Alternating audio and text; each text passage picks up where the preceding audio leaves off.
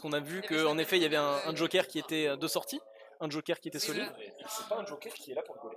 Et que honnêtement, en tant que joueur de zoneur, de tous les zoneurs du jeu, il y a un perso qui m'a toujours terrifié depuis ma tendre enfance sur Ultimate, aussi loin soit-elle, c'est pas Palutena. Mais on est sur Samus. On est sur Samus, ok. Le Samus a été select instant, je n'ai pas vu la map, ça va être intéressant de voir comment se font passer les Pokémon. Du coup, qu'est-ce qu'on fait? Est-ce qu'on est sur un setup de. Même avant qu'on continue PS2 classique. Est-ce qu'on est sur du Go PS2? On verra. En tout cas, PS2 a priori, j'aurais tendance à dire une map qui va avantager. J'aurais tendance à dire Palutena personnellement, je sais pas si ce que tu penses. En fait, j'aurais tendance à dire que PS2 n'est pas un stage even. PS2 est un stage qui permet justement de bien créer la distance. C'est un stage qui est large, c'est un stage sur lequel il n'est pas toujours facile de tuer. Et au contraire, je dirais que le stage va plutôt avantager Samus, qui pourra mieux respirer face à la Palutena.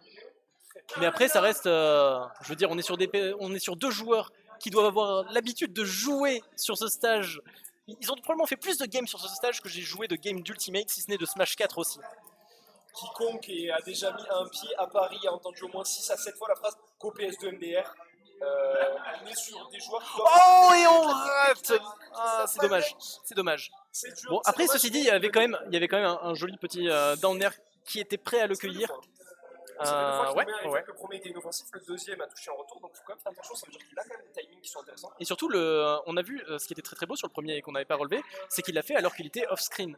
Alors que Spectral essayait de récupérer un petit kill, un petit peu cheeky avec le Charge-Shot, et qu'au final, il a donné un outil à Etish pour protéger sa remontée parce que Samus ne pouvait pas venir le cueillir au fer. Remontée assez pixel de la part de Spectral qui parvient à se sortir du lait, genre 184%, à peu près n'importe quel souffle de la Palutena suffirait à le tuer. Mais malheureusement, le problème est toujours le même. Une fois que tu es derrière contre Samus, comment jouer au jeu? Mais voilà, là aussi on a pu voir des choses fantastiques, c'est le jab de Samus qui permet d'avoir plein de mix-up sauf jab 2. Le move est quand même assez incroyable, messieurs dames. Pendant que... oh, et oui, la dash attack invincible, messieurs dames. Peu importe ce que Spectral avait fait, si jamais c'était pas un bouclier, c'était perdu. C'est la force de Palutena dans ses match-ups contre les honneurs. Cette dash attack, ce back air, qui sont vraiment absolument terrifiants dès que t'as un projectile en fait. Parce que t'essayes de faire ton zoning, t'es tranquille, tu vas te mettre en lag en te disant que ton adversaire va pas venir te contest, et ben non, ton adversaire va défoncer ton move et ta tronche juste derrière, en combo, bonus, faites-vous plaisir, c'est gratuit. Effectivement, je pense jouer à un RPS et l'individu te regardera dans les yeux et fait. Ouh, aïe aïe aïe aïe aïe aïe. Non, mais encore une fois, on avait un RPS, Spectral a voulu tenter le puits, mais malheureusement, le papier était là du côté des tiches. Pendant qu'on a quand même une belle remontée, là il nous fait... oh, et au moins, super. La cœur, c'était instantané, n'hésitez pas, évidemment, si vous avez des joueurs où les cœurs sont prend les virements PayPal et Paylib également, ou le counter qui...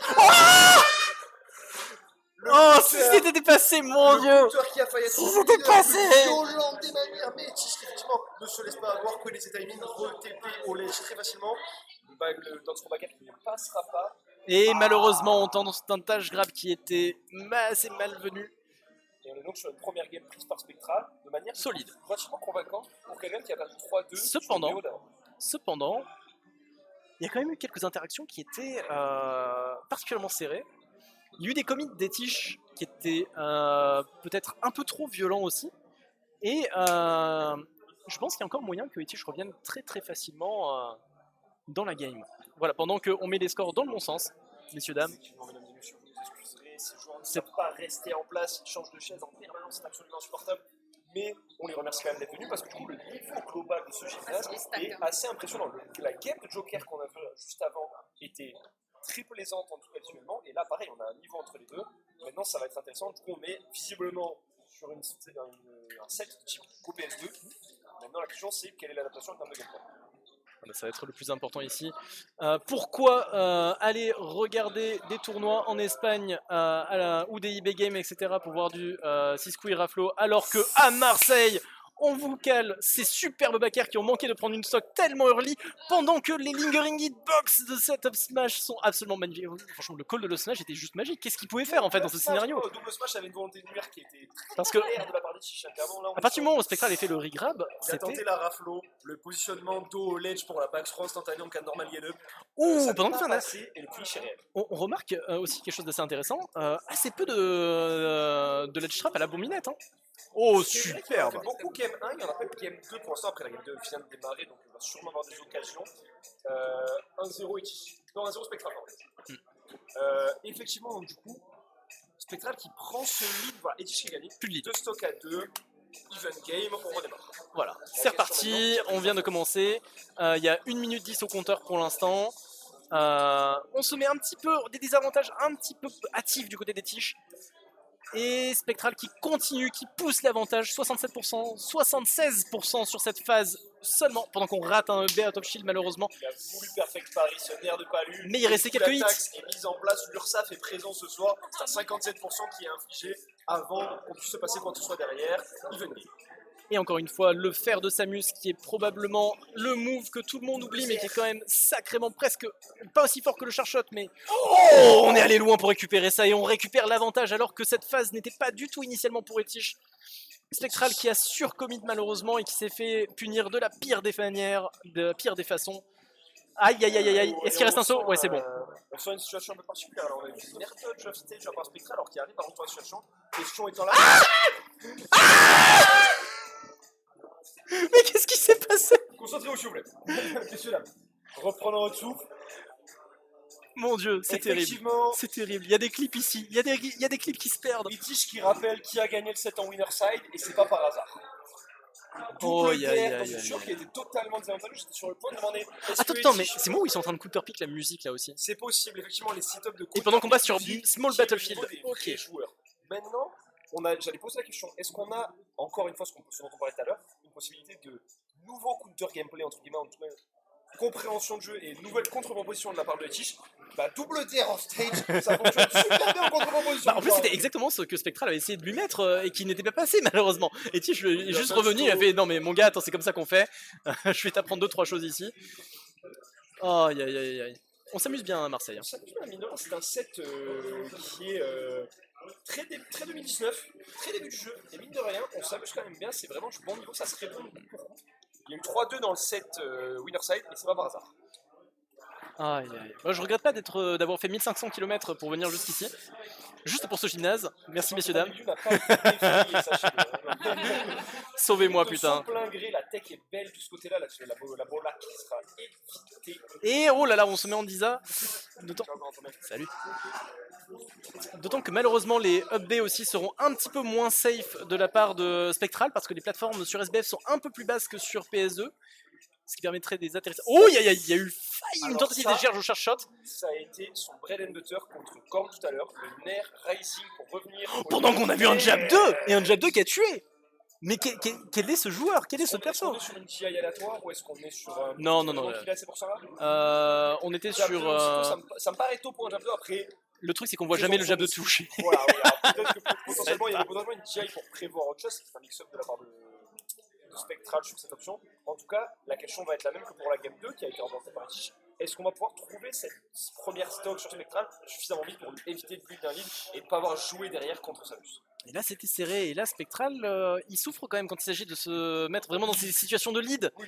On réussit à prendre les stocks en premier jusqu'ici, mais quand il s'agit de venir gratter, de réussir à ne pas justement se faire mettre dans cette situation, excusez-moi, c'est compliqué. Pas dans les impôts là, attendez, 45% seulement, on est visiblement sur une tranche d'impôt relativement peu imposable, donc au global on s'en tire pas mal sur une tranche d'impôt relativement peu imposable, je note, en effet, étant levalloisien de profession, ce sont des choses que nous connaissons là-haut, là-bas sur Paris. Attention, misère. Voilà.